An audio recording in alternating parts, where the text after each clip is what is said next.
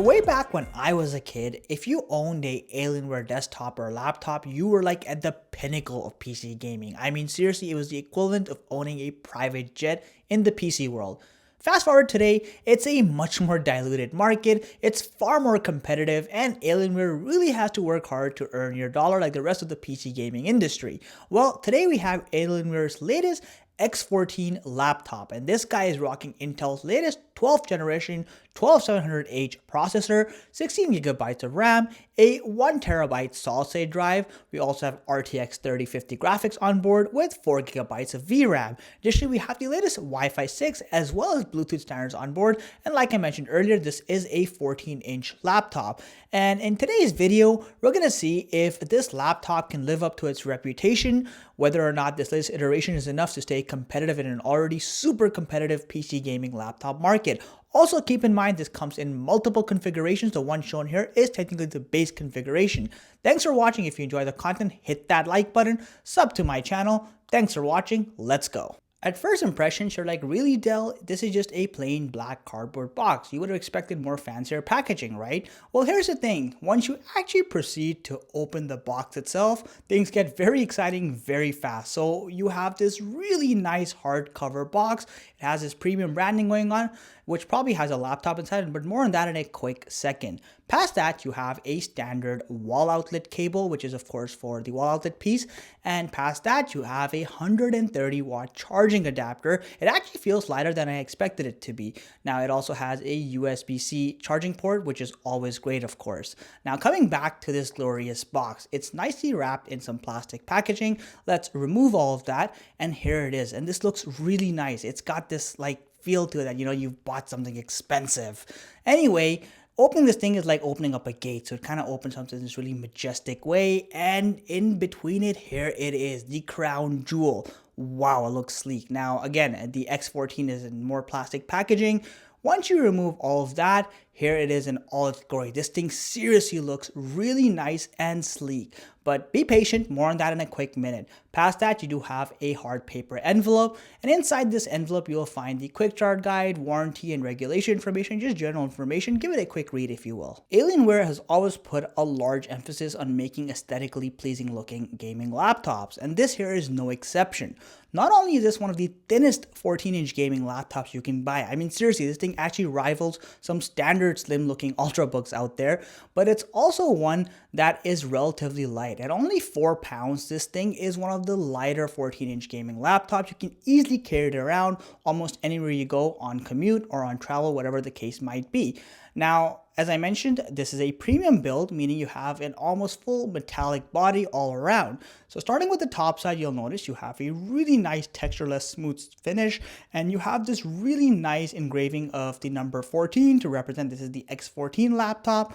In the dead center, you have that small Alienware logo. Yes, this does light up, so it's pretty cool. And you have an extended hinge base over here, which allows for the large cooling chamber to exert out the hot air. The rear side of this laptop is quite happening. So on either side, you have these honeycomb pattern exhaust chambers to let out all the hot air. You have 2 USB-C ports, a micro SD card reader, a HDMI port, a USB-A port. You also have a rather oddly placed headphone jack, and lastly you have one more USB port that supports power delivery. It's also worth noting the USB-A port does have reverse charging capabilities. There are no I/O ports on either side of this laptop, so the intention here is to keep it as minimalist as possible. You do, however, have 2 smaller exhaust vents, one on either side, again to keep the laptop running nice and cool. At the bottom side of this laptop, you again have a nice full metallic finish, which feels premium. You also have this large honeycomb pattern air intake vent.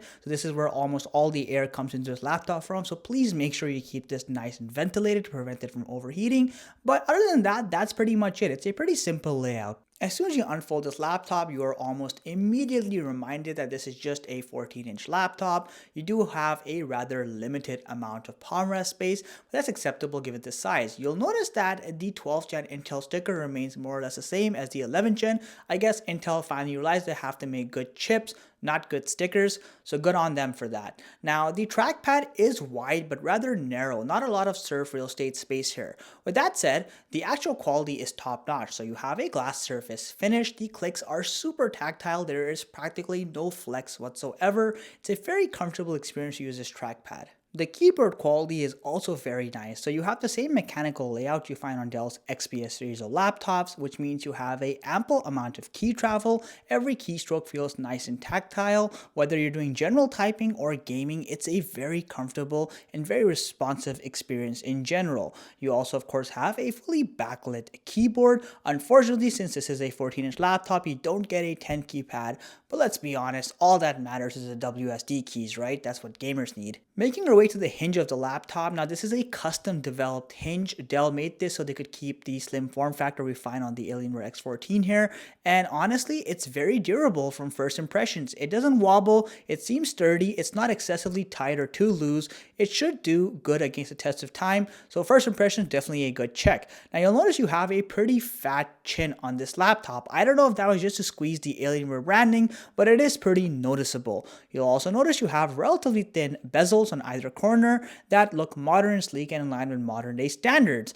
Now on the top, you have a pretty thin forehead. In the center of it all is where you have that 720p webcam, and yes, you do have facial recognition on board. As far as the webcam quality goes, it's honestly nothing to write home about. It's a very mediocre 720p webcam, so take it as you will. In terms of display quality, I think this is a respectable display. So you have a standard resolution of Full HD or 1080p, a IPS panel with wide viewing angles. Additionally, this has a refresh rate of 144 Hz, meaning everything looks super smooth. It's great for gaming when you can hit those kind of frame rates, and it is of course a anti-glitter screen, so that does help quite a bit. Now some people might hate on the 1080p resolution and say why not 2K or even 4K. Keep in mind this thing is running an RTX 3050 or 3060. At that level, 1080p with higher frame rates is a much better option. Now, in terms of color accuracy, you can get up to 100% sRGB or up to 88% Adobe RGB. Colors look lively, flush, and vivid. While it's not the highest in this market in terms of color capacity, it's definitely a very color vibrant display. In terms of brightness, you can hit peak levels just over 400 nits based on our test. This is quite bright, and it's definitely enough to be good for most indoor or outdoor settings. But despite that, if you have enough glare, it can occasionally overcome the display itself. In terms of performance, obviously you have Intel's latest and greatest with their Alder Lake i7 chipset. Now you have 6 performance cores, and on top of that you have another 8 high efficiency cores, which gives you a total of 20 threads.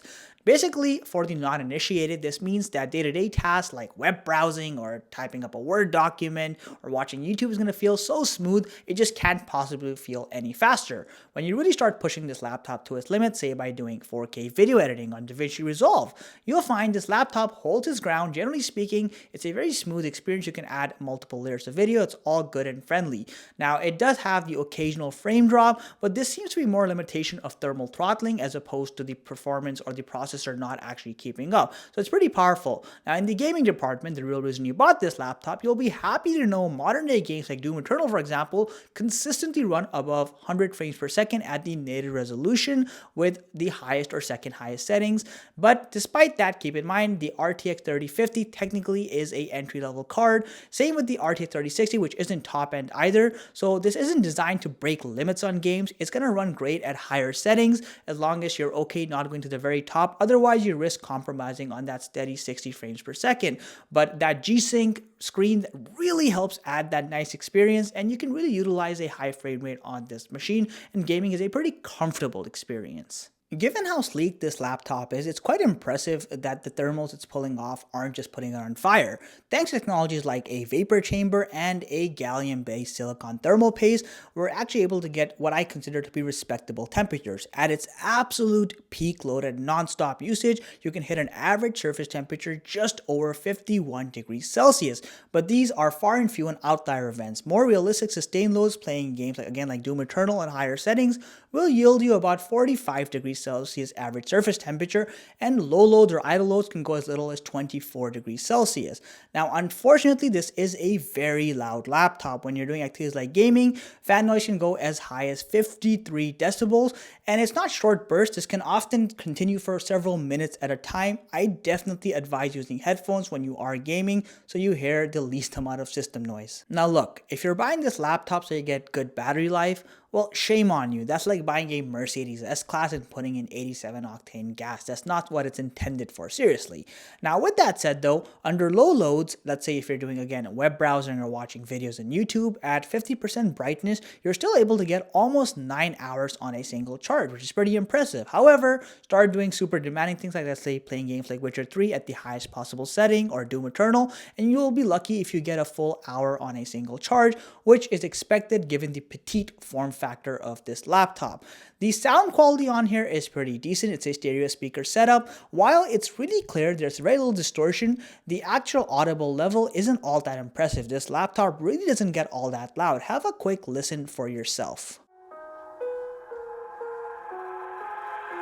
I've got an itch I can't scratch, I'm missing a piece that completes a whole part of me, an open wound scar to see. Everybody come here, gather round, welcome to the freak show, the best in town. What the hell's wrong with me? I don't get along with anybody, honestly. I've been living in my own head constantly, thoughts jumbled around, think I need a new lobotomy. Wait, all these thoughts are too negative. I don't wanna get lost in the sedative. Gotta show them what I got, I'm competitive. You know I'm about to go off, I won't let them win, I'll take a stab. I wanna chase the bag, I wanna weigh, I can change all the things I lack. I gotta face the facts, I gotta taste in that. Got me obsessed with the rest, I got an itch to scratch. Here's the power summary, guys. Starting at $2,100 USD for the configuration shown here, the Alienware X14 is not the most powerful computer on the block at that price point. In fact, you can probably get other laptops that have slightly higher end RTX cards and can give better gaming performance.